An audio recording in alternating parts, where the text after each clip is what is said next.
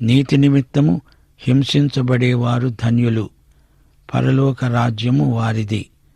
నా నిమిత్తము జనులు మిమ్మును నిందించి హింసించి మీ మీద అబద్ధముగా చెడ్డమాటలెల్ల చెప్పేటప్పుడు మీరు ధన్యులు.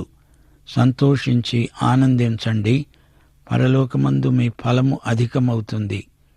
ఈలాగున వారు మీకు పూర్వమందుండిన ప్రవక్తలను హింసించారు. మహాశ్రమల కాలంలో ఇశ్రాయేలు శేషిత ప్రజకు ఈ ధన్యత వర్తిస్తుంది. 1000 ఏండ్ల పాలనలో చెడుగు ఉంటుందా అంటే ఉంటుంది. 1000 ఏండ్ల పాలన ఆ తరువాత రాబోయే కొత్త భూమికి, కొత్త ఆకాశానికి ప్రయోగం.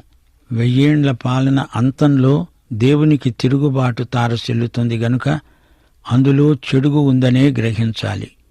ప్రకటన గ్రంథం 20వ అధ్యాయం 7 నుండి 9